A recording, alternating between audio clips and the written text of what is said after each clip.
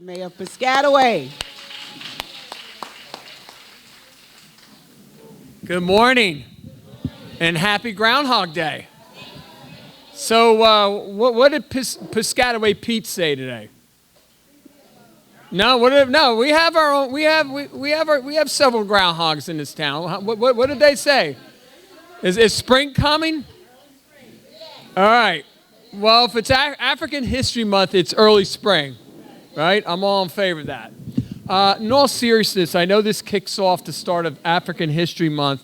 I want to thank the Piscataway Senior Citizen African History Club right here for really doing the programming for the township.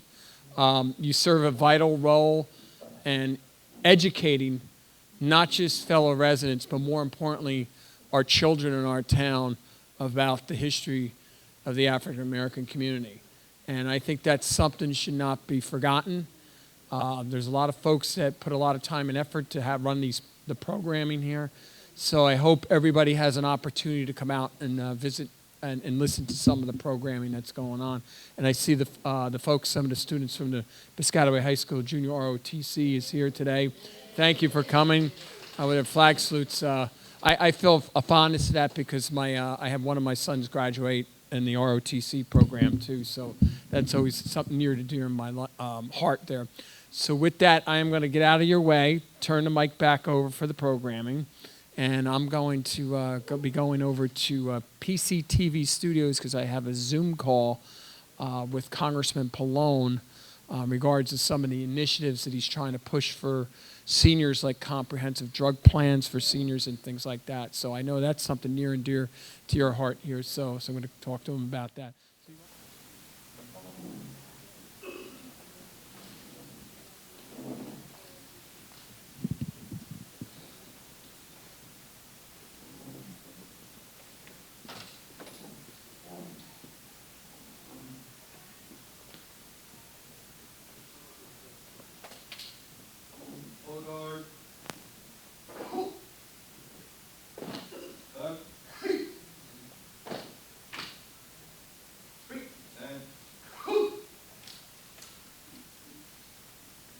Lift every voice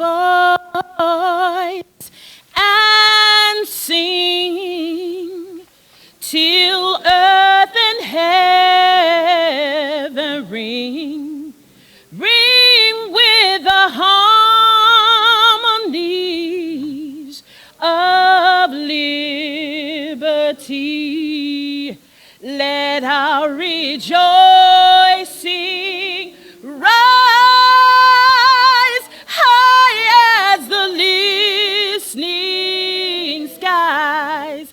Let it resound loud as the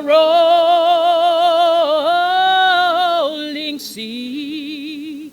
Sing a song full of the faith that the dark past has taught us. Sing a song full of the hope that the present has brought us. Facing the rising sun of our new day begun. Let us march on till victory is won. God of our weary years, God of our silent tears, Thou who hast brought us thus far on our way, Thou who hast by Thy might led us into the light. Keep us forever in the path, we pray. Lest our feet stray from the places, our God, where we met thee, lest our hearts, drunk with the wine of the world, we forget thee. Shadow beneath thy hand, may we forever stand true to our God, true to our native land. Please remain standing as the colors depart.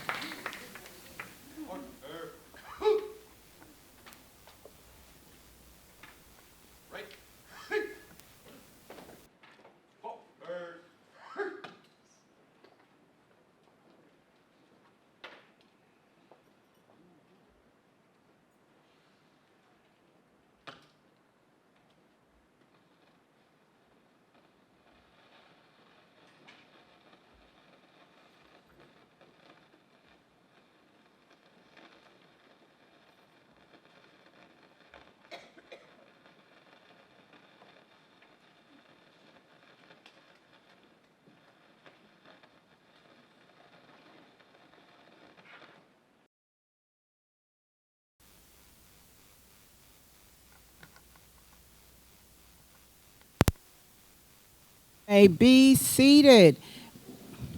I'm Joyce, and I am the president for the Piscataway African American Seniors Club. And we spent some time planning the opening of Black History Month. Let me say first, thank you to the Piscataway High School ROTC. I don't know how many people recognize how hard these young people work, but we say thank you to them for even coming out today and giving up their time. As we start, our theme this year is African American history and the arts. And you know, art is an expression of creative skills and creative imagination. And so today we're going to show you some of the artists who are here who are going to use their skills and their imagination to start off this Black History Month. And first up, we have Miss Ida Anderson. Now, Ida is a founder of the Black African American Seniors, and she's also a writer. She enjoys writing, and I have to tell you, if you haven't been to the library, Ida has put together an excellent, you gotta go and see what she's put together for Black History Month. So let's get Ida up here, our senior, our founder. Good morning, everyone. It's a pleasure to greet you this morning. Well, I've learned that interaction is the best strategy for teaching.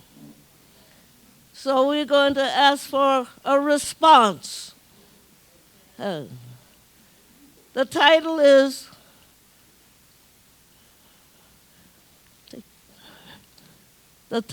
Words, Words, Words.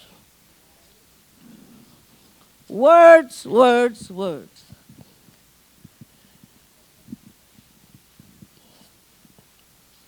Could you repeat after me? Words, words, words. Excellent, excellent. Okay. Now, at intervals, you will respond to words, words, words. I need my glasses. No, my glasses. Out of my pocketbook.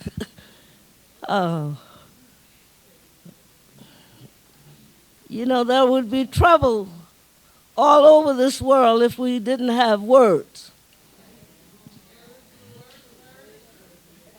And words can mess us up, and words can bring us together. All right? Okay. now that I can see my paper.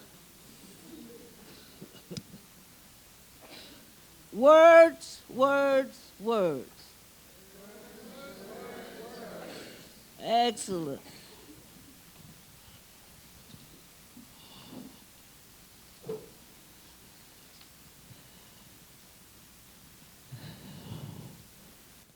A picture is worth 1,000 words. View the mountains and birds, fowl, flocks, and herds. Dream of nature in our mind's eye. Picture the clouds opening and closing up in the sky. Words can produce the lyrics to a song. Words can describe right behavior mistakenly as wrong. How many times do we picture how someone looks? And in actuality, your wrongs can be recorded in many books. Words can create, words can destroy. Words can encourage every sister, every brother, every girl, every boy. Words can manipulate, words can integrate, words can be used to imply. They can make and break relationships on which we thought we could rely. Words, words, words. Repeat. All right. Thank God for words and the ability to speak, to see them wisely as new avenues we seek. Words can kill, and words can inspire. Words can initiate, and words can extinguish a fire. Once they are out, they can't go back. You can apologize, regret, but you cannot retract. Think wisely before you speak, or you may close the only pedal that takes you up the creek. So take the time to become discreet, or lose your chance of not becoming a freak. Words, words, words. Once you may become an unintentionally geek, and that only metaphoric pedal that was designed to take you up the metaphorical creek. Don't allow your words to be boring, but let them be uplifting and keep the hearer soaring and not snoring.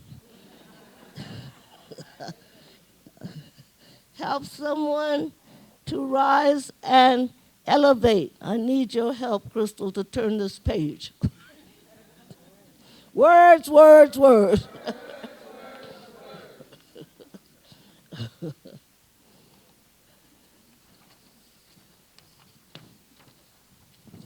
All right.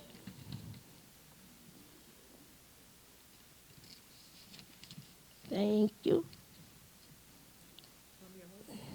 Yeah. Okay. Never intentionally allow anyone's self-image to deflate. Keep words. Kind words can be designed to be instructive. Don't allow your words to be destructive. Words, hold still, hand. Words can cause lasting separation and cause division in the United Nations. Words can spew out dangerous hate and make you think hate makes America great. If Honest Abe had ended the Civil War by negotiations, there would never have been any declaration of emancipation. Words, words, words. Words are used to create, kill,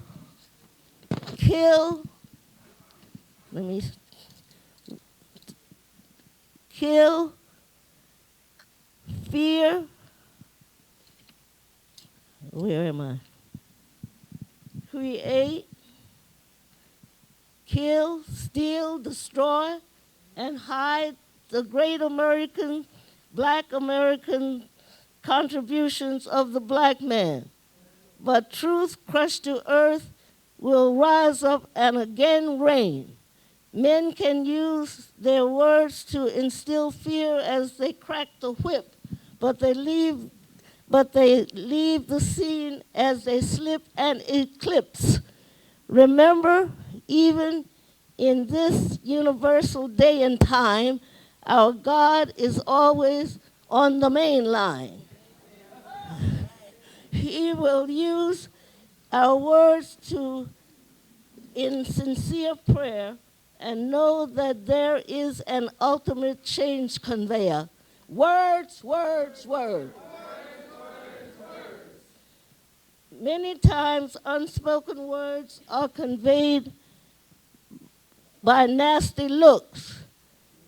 Now history hides our accomplishments by banning our books. We the people can use words to change our attitude if we appreciate each other with gratitude. Words, words, words. What picture do your words paint? Do they maintain pleasure or cause others to faint? But can you picture a world without words? Then we all would have ears in which nothing is heard. Words, words, words. Thank you.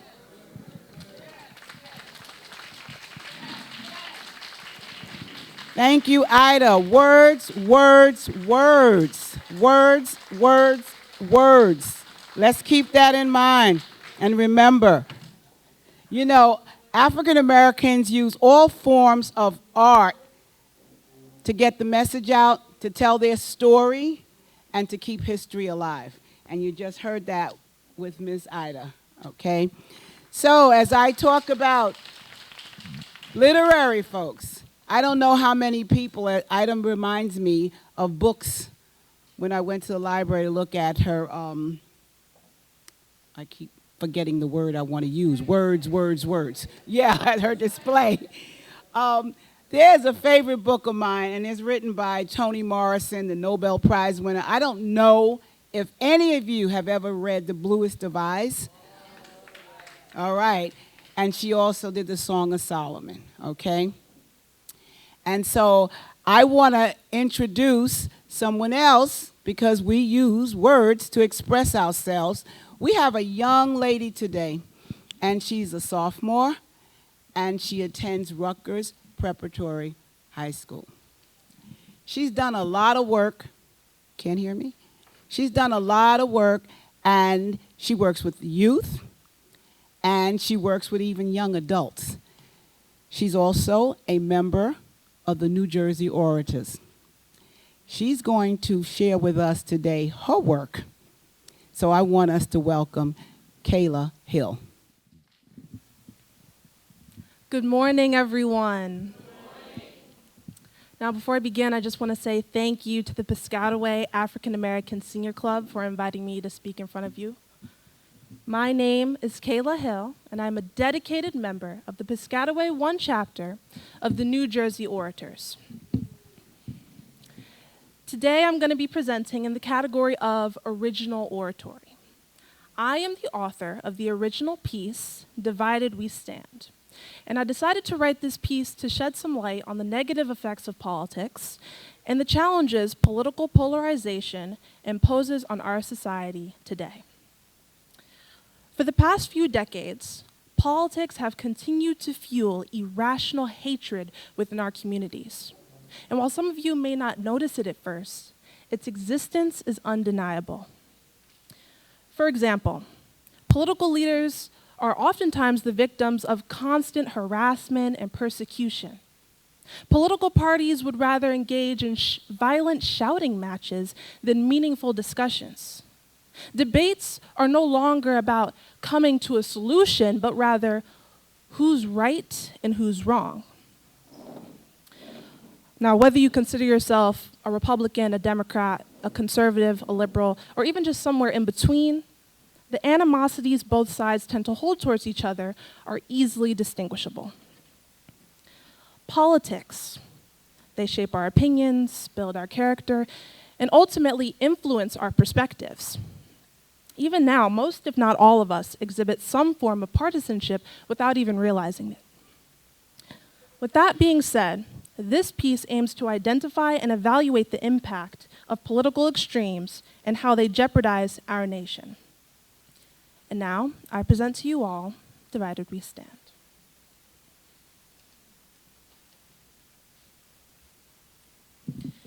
Abraham Lincoln once said that a house divided against itself cannot stand.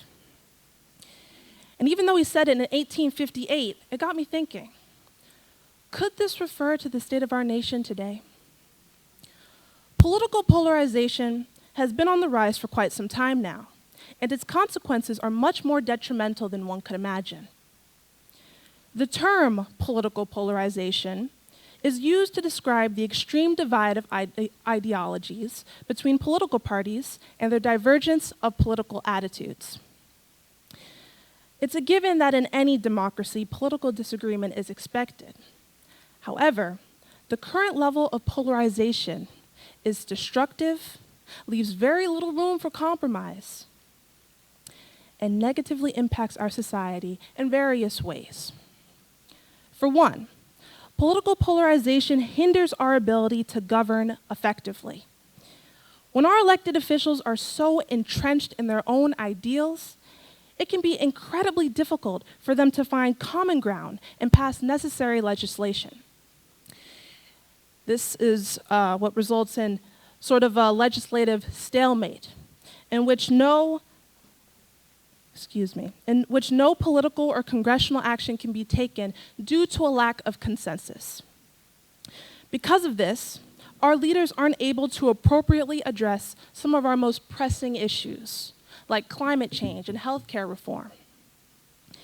Our nation's productivity is ultimately hindered as a result of this constant tug of war. This reluctance to put aside our own beliefs in pursuit of a common goal is all around inefficient. Not only that, but politics undermine the very foundation of our society. We are living in a time where political differences are so intense that they threaten the very core of our relationships. Friendships and family connections are easily strained and sometimes severed completely over political disagreements. This comes from the feeling we get when someone doesn't agree with us. We tend to become defensive, to feel as though our morals and our values are being attacked. And we might even get a sense of betrayal. Rather than finding ways to bridge our differences and have productive conversations, we tend to retreat and isolate ourselves. Because it's easier to surround ourselves around people who reinforce our ideals than it is to deal with the uncomfortable feeling of confronting opposing perspectives. Do you all understand how unfortunate that is?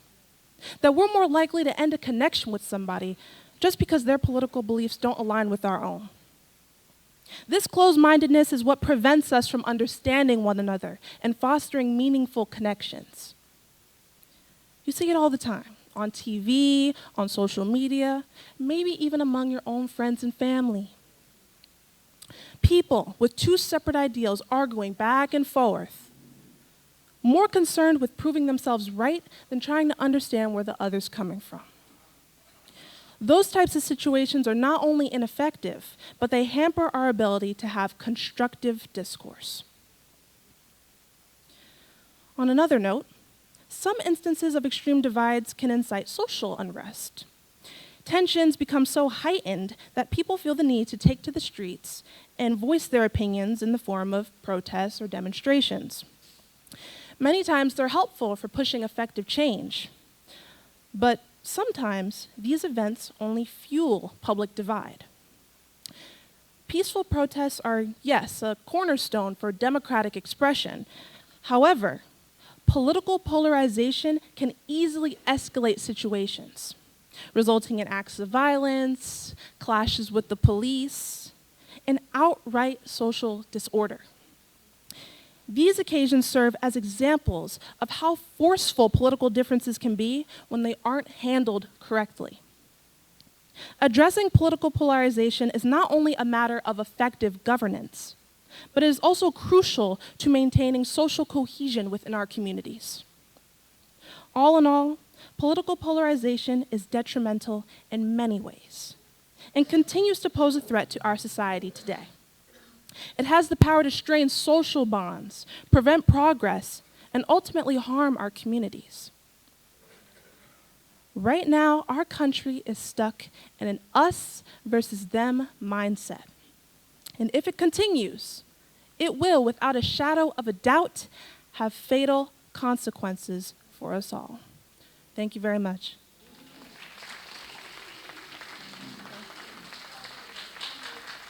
Come back. We want to thank you, Kayla. Words. You hear her again.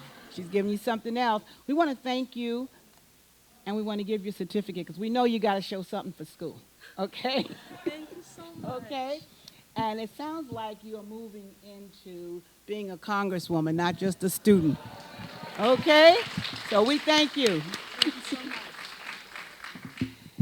Okay, so we come with art in many forms, and you've just heard from a young lady who, excellent speaker, and I understand she's been doing this for 12 years, okay, publicly speaking. And so as we move along, I want to have some more words, and this is going to be a poem, and we're going to have it done by Barbara Morris George, one of our members.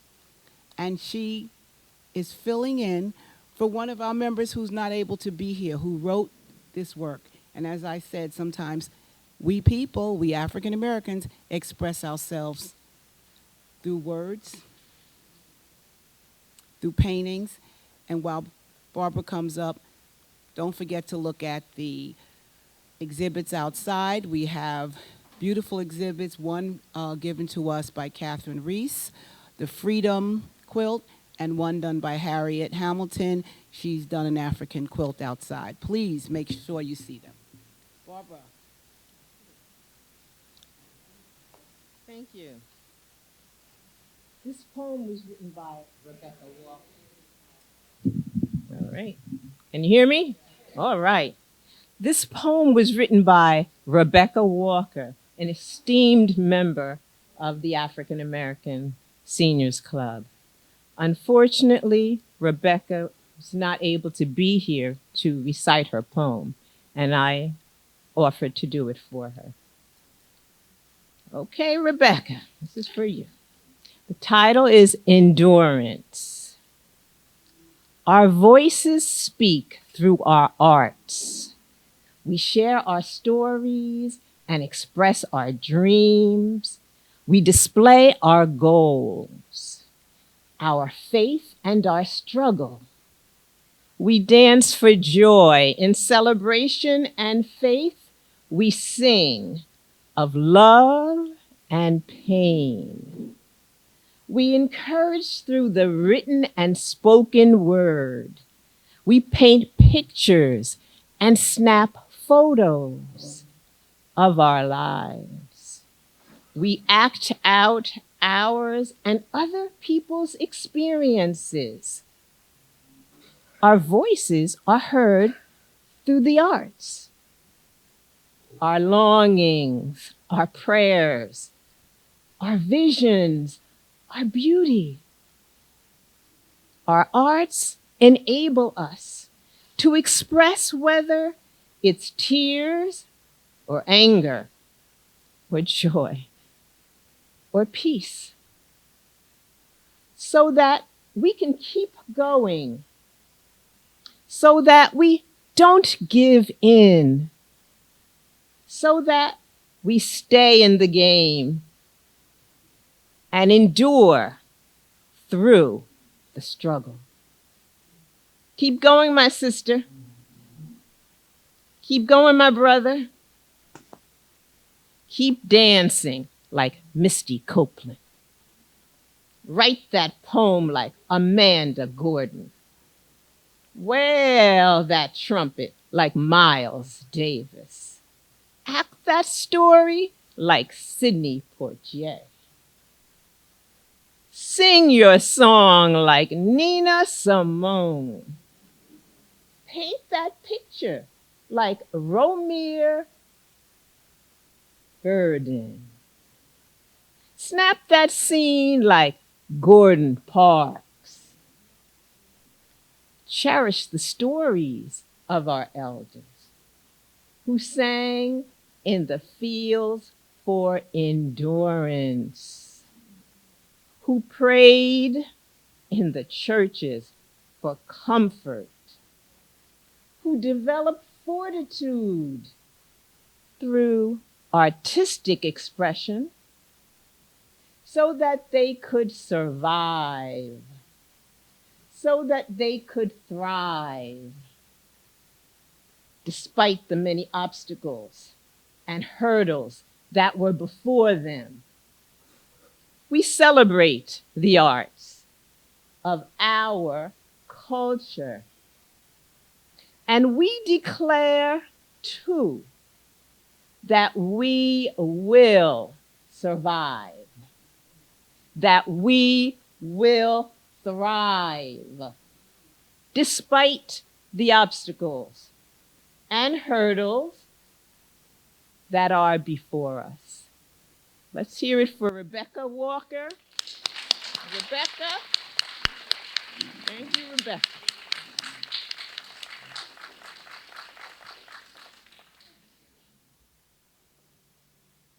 Thank you, Barbara. And I am sure that Rebecca Walker, when she hears how you delivered that, she will be most proud. Okay. Barbara talked a lot about the ways we use art. And one of the ways that I heard her talk about was music. Now, I love music. I love dancing, okay? Another form of art. And I also love the jazz genre. I don't know how many people enjoy jazz, but I do, okay? And she talked about someone called Nina Simone, but Nina didn't start just singing. She started tinkling those keys, okay? That's how she got started. And I don't know how many people have been down to New Orleans, but that's the birthplace of jazz, okay? Enjoy yourself, right? So we're going to continue now with some music. And let me tell you about this next performer. She's more than just a performer. She's also an artist in her own right.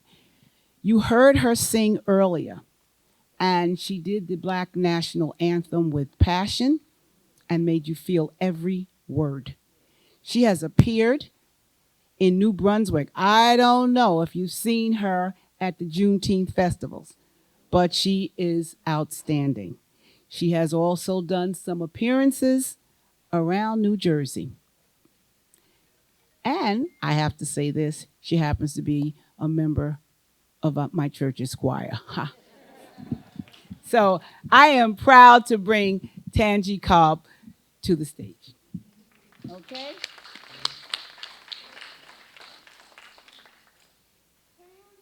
Hey, y'all. How's everybody? Yeah, this is my new partner. I just had a total left hip replacement in December. So my mind is healing much faster than my body. So I have to keep my little friend with me. So, greetings everyone. I am so excited to be a part of your Black History Month celebration. So, in keeping with the theme of African Americans in the arts, I'd like to focus my presentation on the gifts and talents of some of my favorite female contributors. When I was a child, my maternal grandparents used to watch a television show called The Lawrence Welk Show. Well, I ain't like it, but I did gain an appreciation for classical music. And lo and behold, when I went to elementary school, I had to do a report on Marian Anderson. Marian Anderson is, oh, I lost my place. Okay. Marian Anderson, she was an opera singer from Philadelphia, Pennsylvania. As an African American in a predominantly white profession, she faced even more challenges than most to gain her success. But through talent and perseverance, she became the first African American to perform as the first member of the New York Metropolitan Opera, and one of her other claims to fame was her concert that she did on the steps of the Lincoln Memorial in 1939. When I heard Marian Anderson sing this song as a child, I was moved by it and I knew I wanted to learn it. Now, I am by no means an opera singer, but I am going to offer this rendition in memory of Miss Marian Anderson. Ave Maria,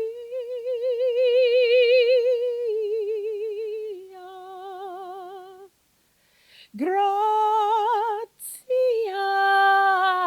plena. Maria, gratia plena. Maria, gratia plena. Ave, ave Dominus tecum, et benedicta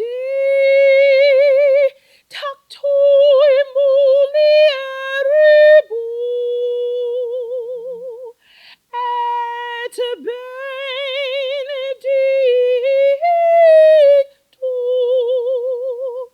et benedictus fructus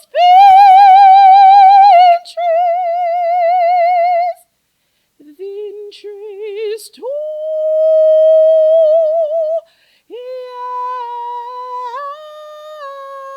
Iesu. Ave Maria.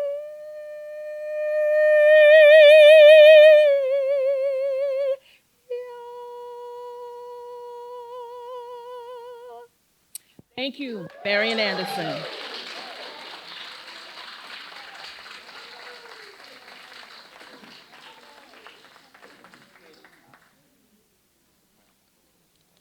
In the early 1980s, I was 13 years old when I entered high school in the eighth grade. You know, we did it early back in Atlanta, Georgia. You started high school early. My drama teacher gave me a poem by a remarkable woman. She explained to me that this poem was written with the purpose of instilling pride in young brown boys and girls everywhere. The poem is entitled Ego Tripping.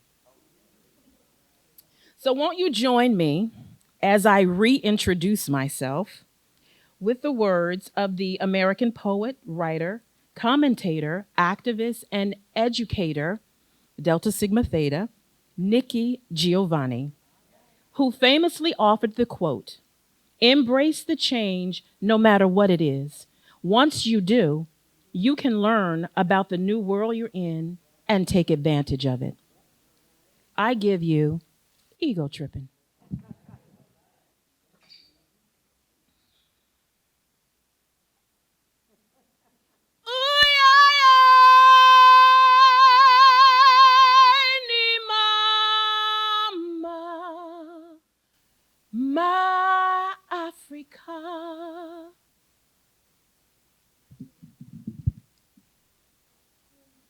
I was born in the Congo. I walked to the Fertile Crescent and built the Sphinx. I designed a pyramid so tough that a star that only glows every 100 years falls into the center, giving divine, perfect light. I am bad. I sat on the throne with Allah, drinking nectar. I got hot, and I sent an ice age to Europe to cool my thirst. My oldest daughter is Nefertiti. The tears from my birth pains created the Nile. I am a beautiful woman. I gazed over the forest and I burnt out the Sahara Desert. With a packet of goat's meat and a change of clothes, I crossed it in 2 hours. I am a gazelle, so swift that not even you can catch me. For a birthday present, when he was 3, I gave my son Hannibal an elephant. He gave me Rome for Mother's Day, and my strength flows forever on. My son Noah built New Ark, and I stood proudly at the helm as we sailed on that soft summer day. I turned myself into myself and was Jesus. All men intone my loving name. All praises, all praises. I am the one who would save. I sowed diamonds in my backyard. My bowels deliver uranium. The filings from my fingernails are semi-precious jewels. On a trip north, I caught a cold and blew my nose, giving oil to the Arab world. I am so hip that even my errors are correct. I sailed west to reach east and round off the earth as I went. The hair from my head thinned, and gold was laid across 3 continents.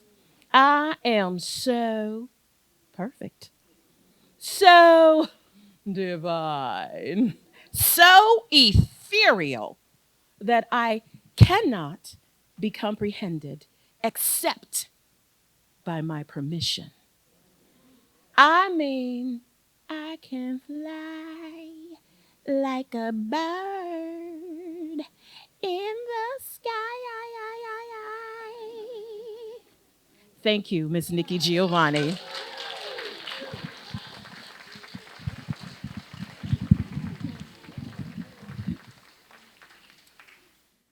I have to tell you that Miss Nikki Giovanni, because of her, I have never, ever forgotten that I am capable and I am fully equipped to do whatever it is I put my mind to.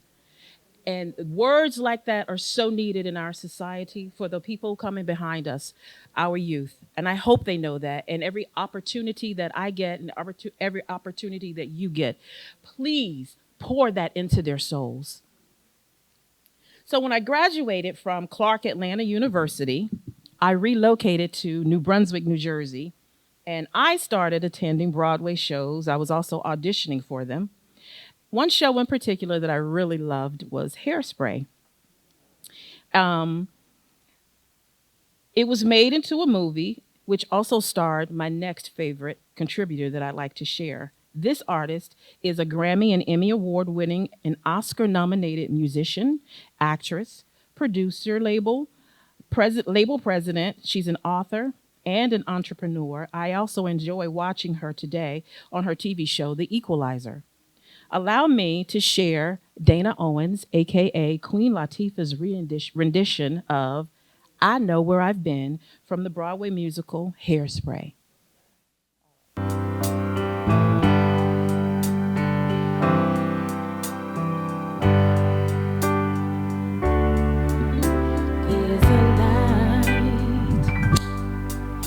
in the darkness, though the night is black as my skin, there's a light burning bright. It's showing me the way. Yes, 'cause I know where I've been. There's a cry in the distance. It's a voice. It comes from deep within. There's a Christ asking why. I pray the answers up ahead. Yes, 'cause I know where I've been. There's a road we've been traveling,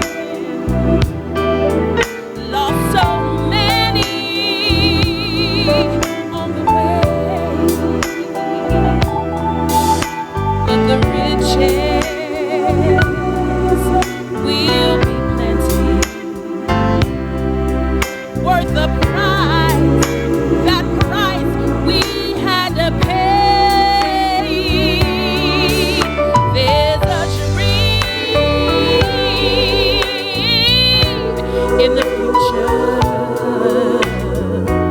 It's a struggle we have yet to win,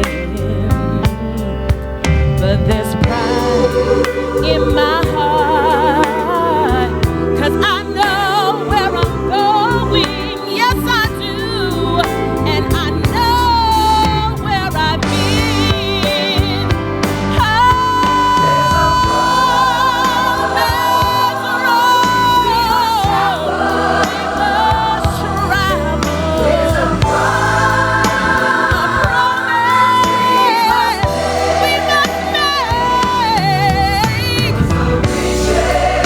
Oh, but the riches, they will be plenty. Yes. Worth the risk and the chance that we take. It's a dream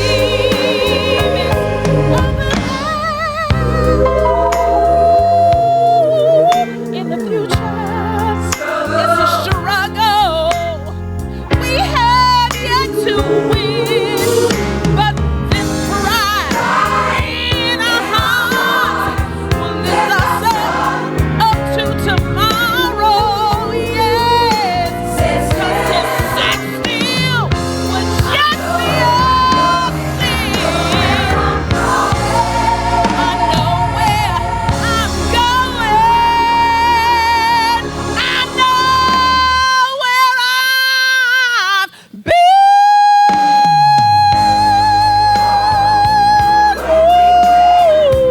I give thanks to my God, 'cause I know where I've been.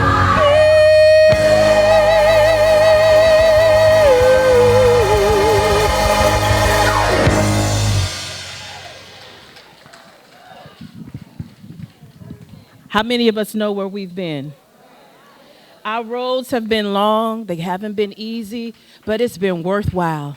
Has it been worthwhile? So finally, we come to the last song.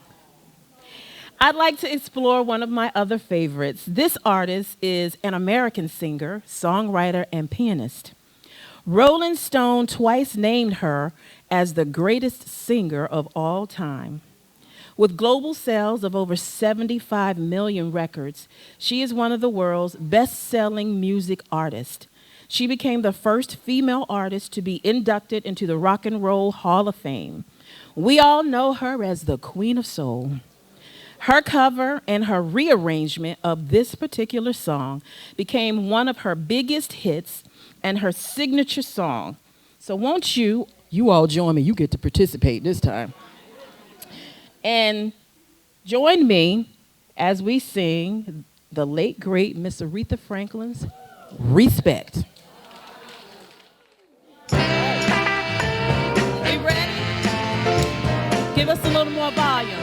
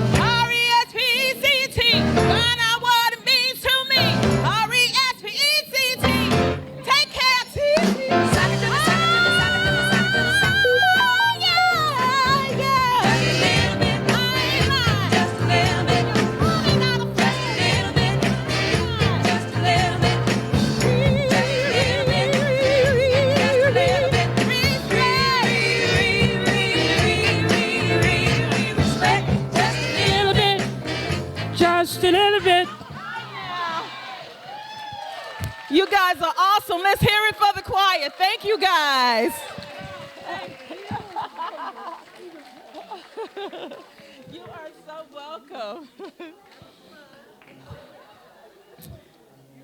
I really want to thank you all for your time and attention and for allowing me to share my gifts with you today. It's my honor, it's my pleasure.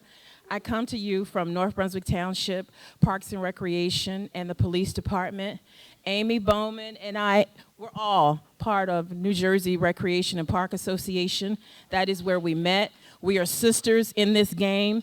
And I told Amy last year at the conference in Atlantic City, when I interviewed her, she told me about programs that she did here at the Senior Center, and she told me about your Black History program. And I said to her on television in our interview, I said, well, when you do your next one, I want to help you. I want to help out.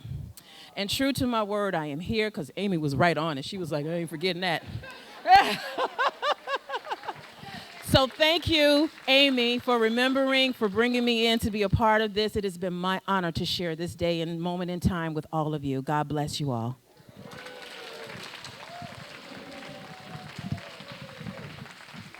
Let's give her a hand. All right, we thank you. More than a singer, this is a performer, and we thank you so much. And we just want to say thank you, because you were moving those hips, girl. I know. You wait till I get my hips fixed. Okay, we are really at the end of our program, but we always like to end with a little trivia. So here is one of the questions that they gave me to ask. If I can remember it in my head, right? And Ida, I saw you moving. Oh, my Lord. I wait till I get 91 and can move like that. She jumped up out of that chair. Okay? So where is the birthplace of jazz? You have those things on your table. Don't call it out. You got to pick up those batons. All right, I see this right here. Bessie, you want to answer? No, Going once. All right. All right, he got it. He was listening. He was listening to my words. Okay? So I have another. Please, you can go over and take one of the prizes on the side. Also, let me ask another question. Who was the Nobel Peace Literature winner that I talked about? What was her name?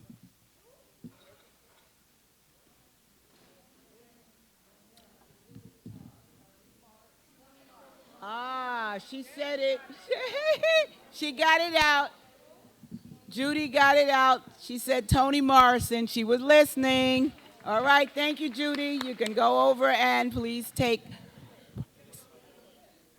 Now, we all heard me talk about a pianist, and then she put her words to music. Do we remember?